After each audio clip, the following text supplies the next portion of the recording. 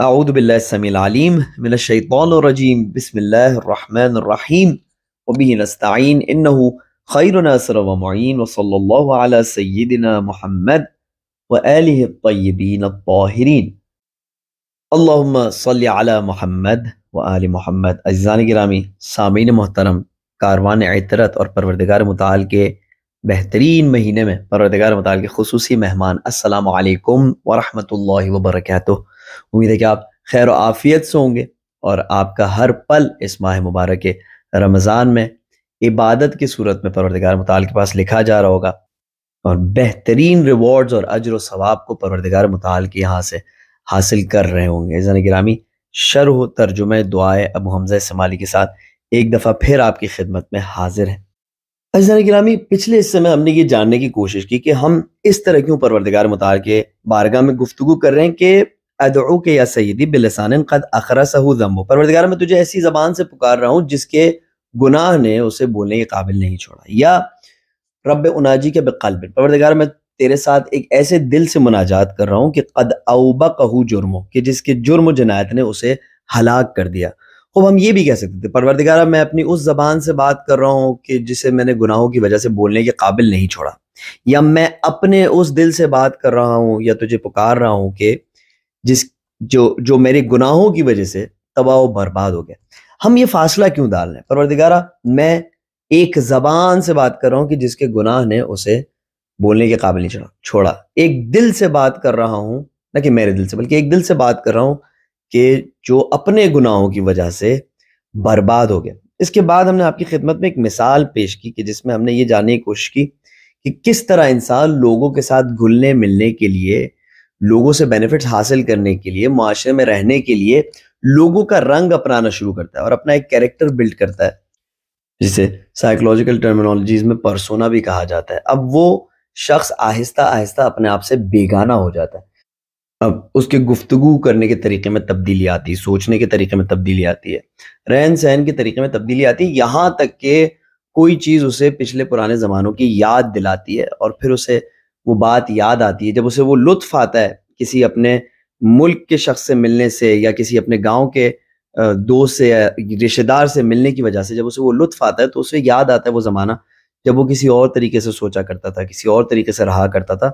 اور پھر وہ اس بات کا اقرار کرتا ہے کہ میں ابھی تک وہی شخص ہوں، یہ سب جو ہے میں نے ظاہری طور پر اپنایا لیکن دل سے مجھے اس جگہ سے محبت ہے۔ اسی طریقے سے یہ جو ہم بیگانگی کا اظہار کر رہے ہیں،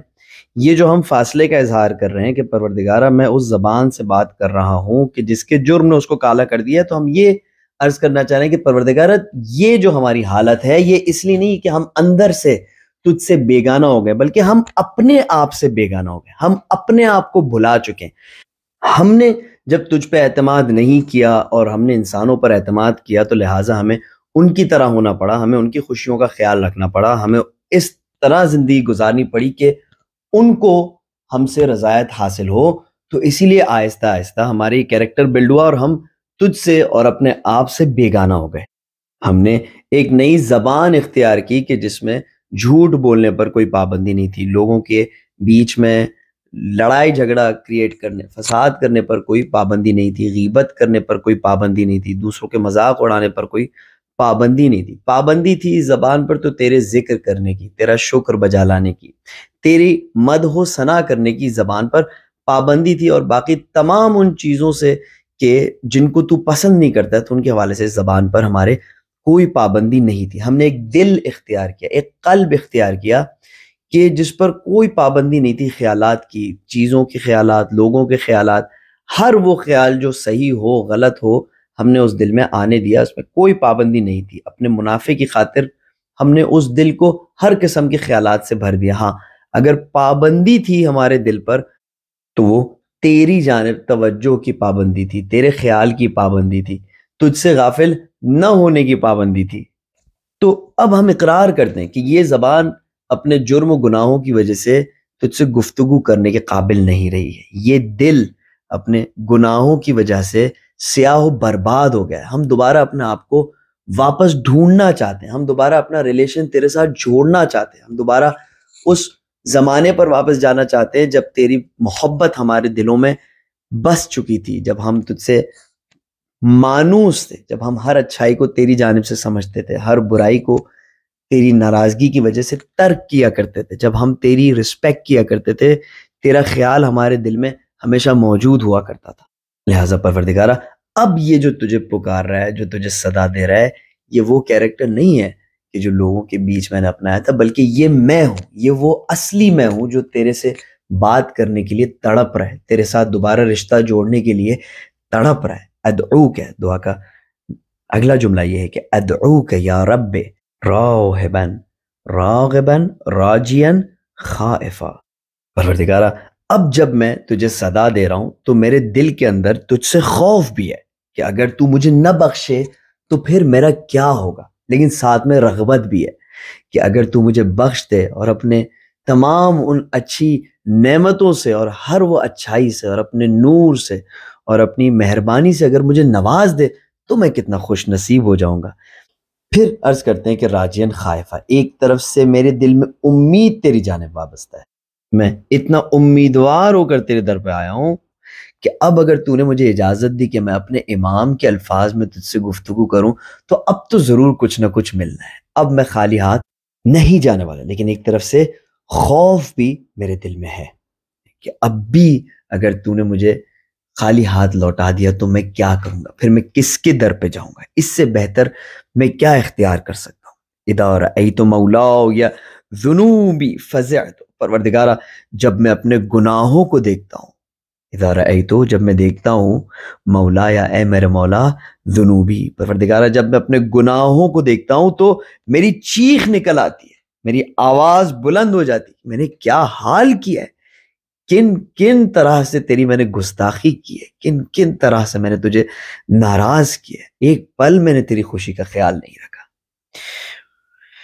پھر دوسری جانب سے وہ اذا رأیتو کہہ رہا میں کیا طمعتو، لیکن پھر جب میں تیرا کریمانہ انداز دیکھتا ہوں مجھ سے برتاؤ کرنے کا، کتنی مہربانی سے مجھ سے برتاؤ کرتا ہے، کتنی مجھ سے محبت کرتا ہے،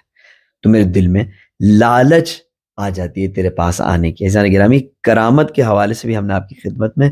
عرض کیا، ایک بار تفصیل سے گفتگو ہو چکی، لیکن خلاصے کے طور پر عرض کرتا ہوں کہ کریم وہ ہے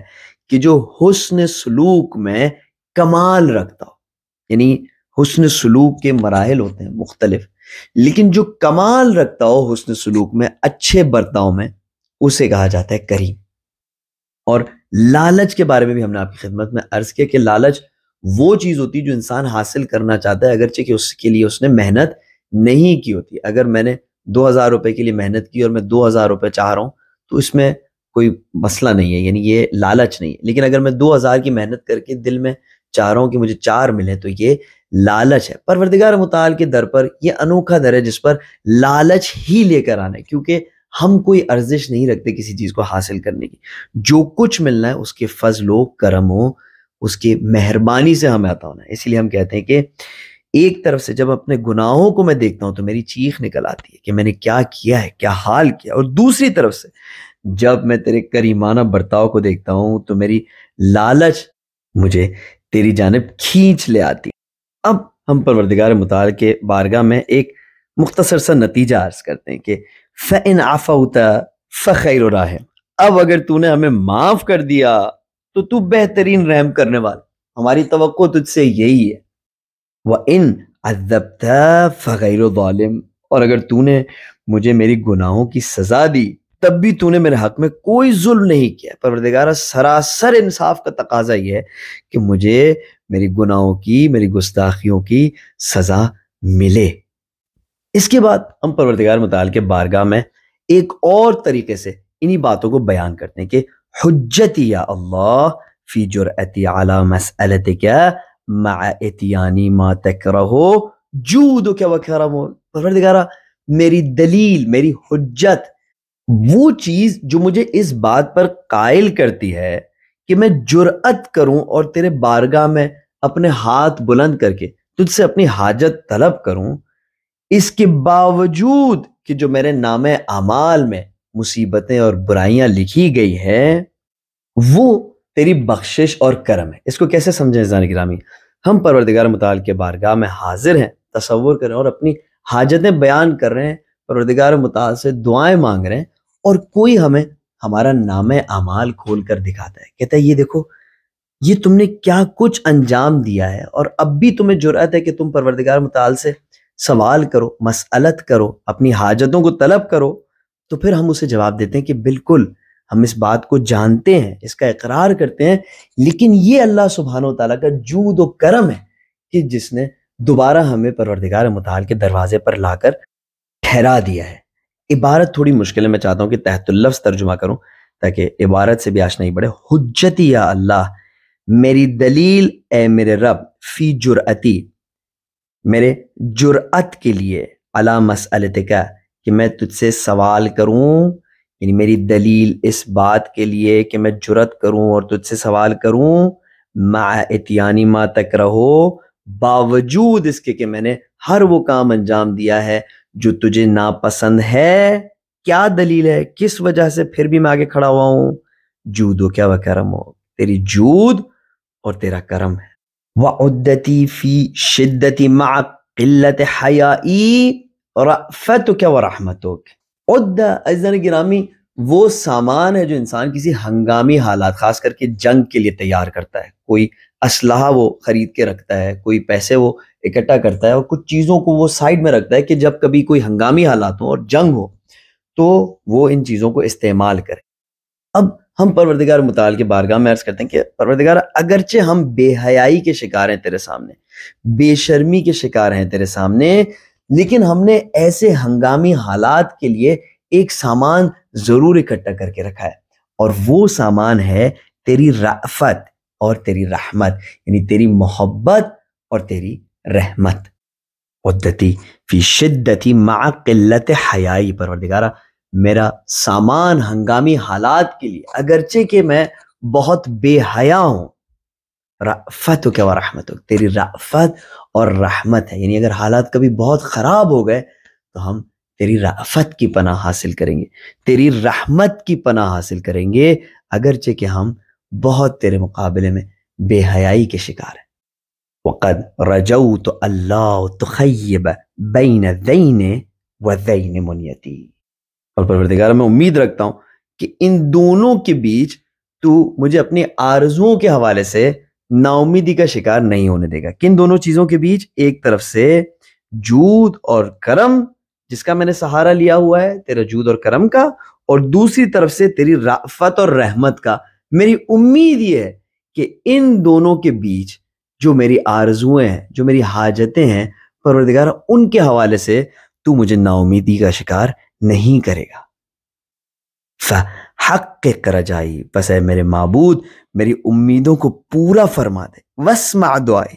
وہ میرے معبود میری دعا کو سن لے. عزیزان گرامی بہترین موقع ہے، اپنے لیے دعا کریں، دوسروں کے لیے دعا کریں، اپنے بچوں کے لیے دعا کریں، اپنے ماں باپ کے لیے دعا کریں، ہر اس شخص کے لیے دعا کریں کہ جن کا آپ کے گردن پر حق ہے، جس نے کبھی آپ کو کچھ بتایا، کچھ سکھایا، جس نے آپ کو آگے بڑھایا. عزیزان گرامی ان سب کے لیے بہترین موقع ہے دعا کرنے کا. اپنا خیال رکھیے گا اور مجھے بھی اپنی دعاؤں میں یاد رکھیے گا. سبحان ربک رب العزت عما یصفون وسلام علی المرسلین والحمد للہ رب العالمین. والسلام علیکم ورحمۃ اللہ وبرکاتہ.